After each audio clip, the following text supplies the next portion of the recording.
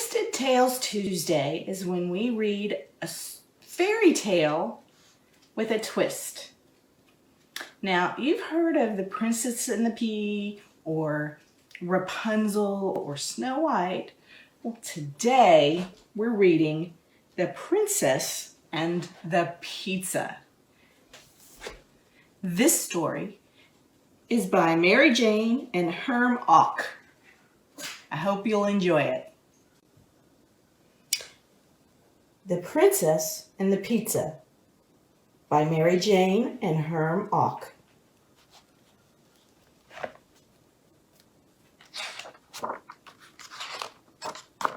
The Princess and the Pizza.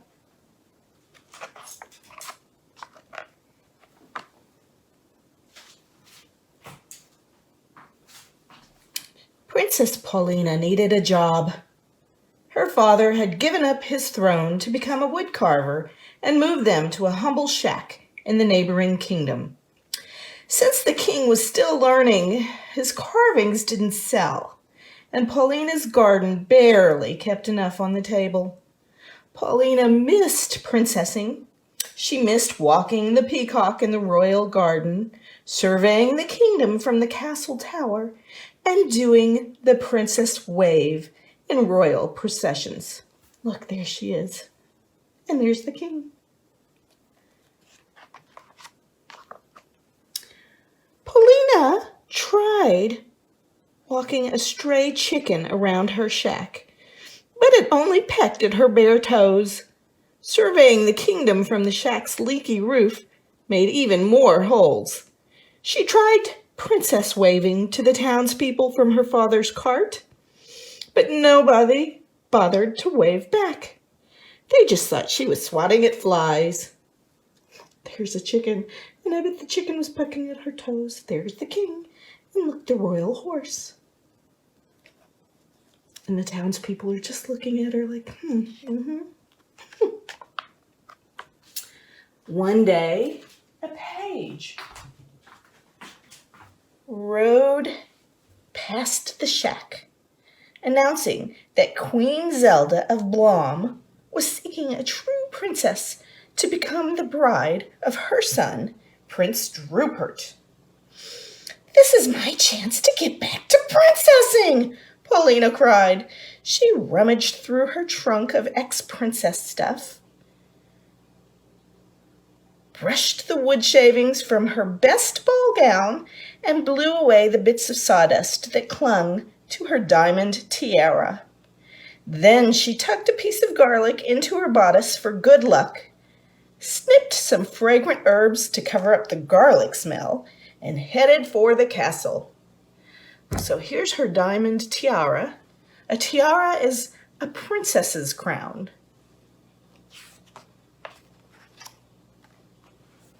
Paulina didn't expect much competition. There wasn't another princess for hundreds of miles. But when she got to Blom Castle, Paulina found she was only one of 12 princesses hoping to become the royal bride. Okay, 12's not that bad. It could have been worse, couldn't it? When she looked into her assigned room, Paulina saw her bed piled with 16 mattresses.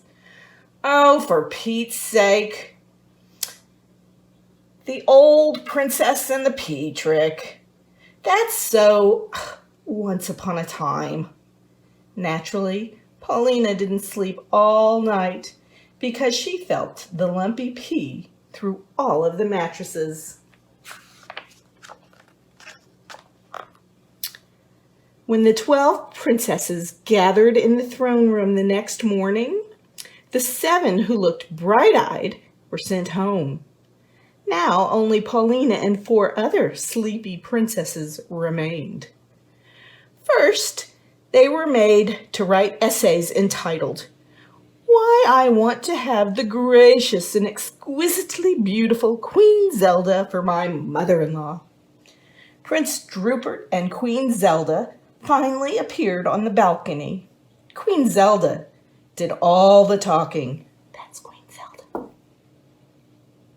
"Congratulations, ladies. You have written some lovely essays, which I will keep in my scrapbook. And you have all passed the mattress test. But to make absolutely sure you are of royal blood, there is a second test. Only a true princess can wear these glass slippers. For Pete's sake, you never heard of sneakers? Paulina asked. Queen Zelda gave Paulina a sharp look. Nobody said you had to hike in them. Just try them on. After the royal page made his way around the room with the slippers, 2 big-footed princesses were sent home. Now only Paulina and 2 others remained.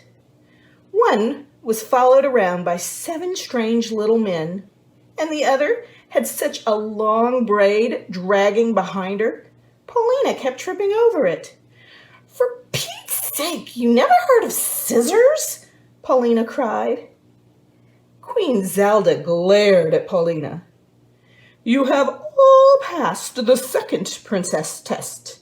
Your final task is to cook a feast that proves you are worthy of being my dear Drupert's wife.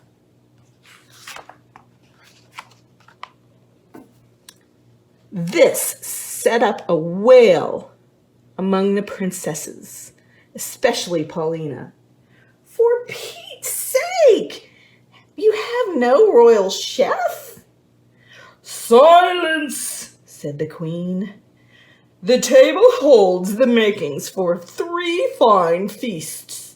Choose well, for the winner will become my dear Drupert's bride.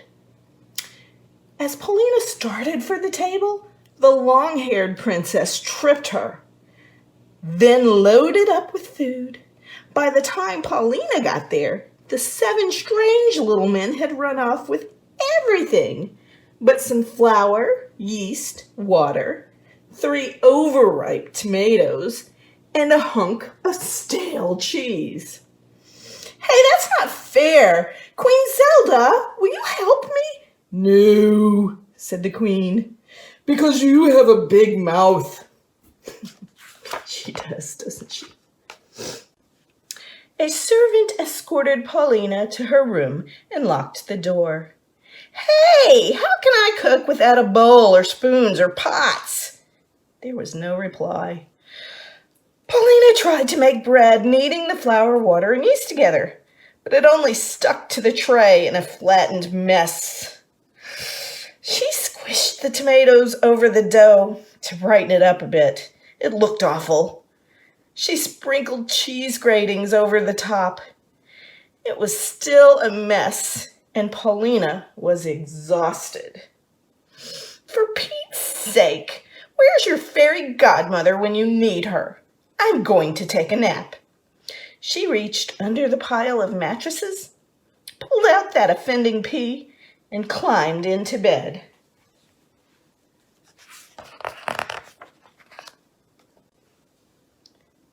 She hadn't been sleeping long when there was a knock at the door. Only 20 minutes left, called Queen Zelda. I don't smell anything cooking. I'm not cooking, said Paulina. I'm napping, and then I'm going home. You're not going anywhere, said the queen. The losers will be beheaded. Paulina sat bolt upright. Beheaded? You didn't tell us that. I forgot, said the queen. Can I have a second chance? How about I try to spin straw into gold? Or maybe I could guess a weird little man's name. No second chances, declared the queen. But that's not fair, cried Paulina. Who needs to be fair? I'm the queen. Paulina leaped out of bed and ran to the window. It was an unbelievably long drop to the ground. The meal was her only hope. She rushed the tray over to the fireplace, stirred the few remaining hot coals, and then crushed her garlic and sprinkled it over the mess for good luck. Finally, Paulina tossed on the herbs to cover up the garlic smell.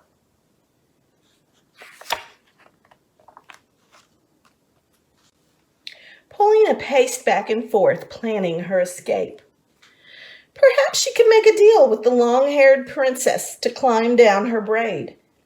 She didn't notice that the goopy dough had browned into a crust. The tomatoes were bubbling, the hard bits of cheese had melted, and the fragrance of garlic and herbs filled the room. A page opened the door. "Time's up."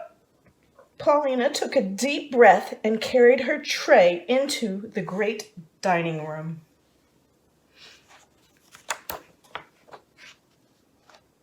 You know what? Here's the page. Pages are helpers. We have pages at our library. Did you know that? The other princesses had made lovely feasts, especially the one who had the 7 strange little men to help her. Prince Rupert went right to Paulina's tray. "It's not pretty, but it smells scrumptious." He helped himself to an unusually generous piece. "What do you call this dish?" Paulina shrugged. I don't know."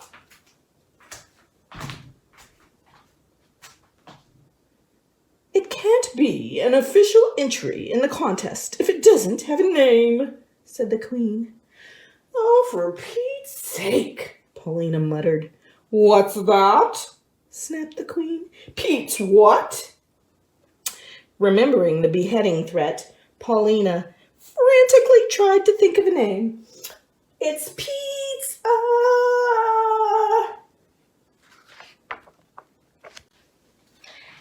Pizza?" The queen took a big bite. "Odd name, but it's tasty. The winner is Paulina's Pizza." "You mean I won't be beheaded?" "I was only kidding about the beheading," said the queen. "Then I was only kidding about wanting to marry Prince Rupert. Who needs him? I have other plans."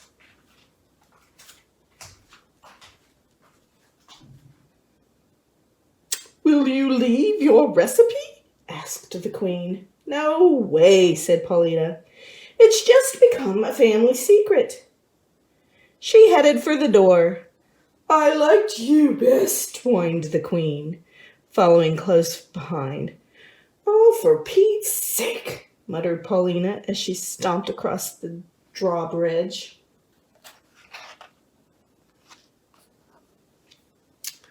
Princess Paulina's Pizza Palace opened a few weeks later.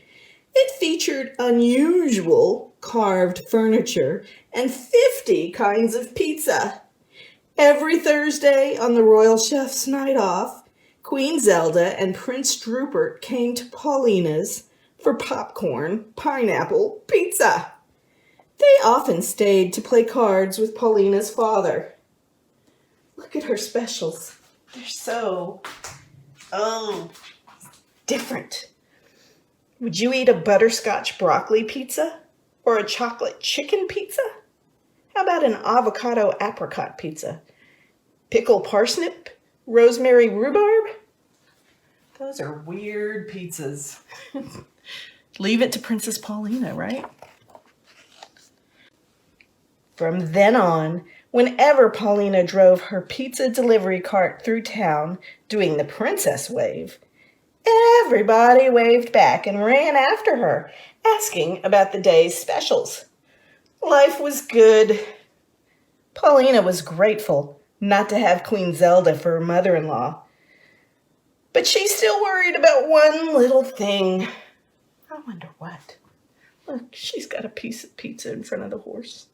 She's doing her princess wave. She's carting pizzas around.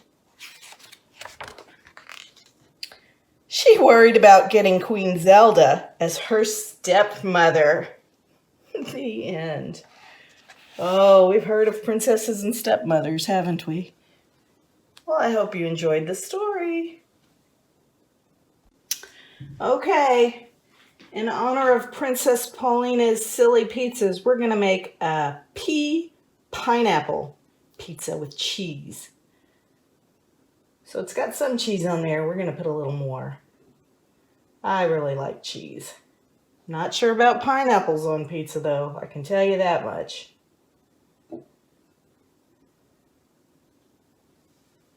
Get a pineapple. Ooh. Do you eat pineapples on your pizza? Let me know what you think. If you were going to make a pizza, what kind of silly pizza would you make? We have pineapple, peas. Oh, and I have a special ingredient. I'll have to go get it. Woohoo. Would you eat this pizza? I bet you would if you saw the special ingredient. Ta-da! Sprinkles.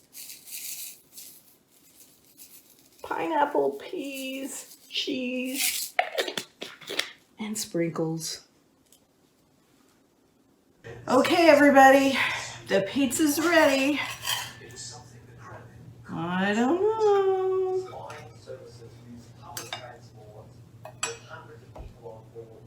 Hey, all you prince and princesses, imagine your story. What kind of pizza would you make?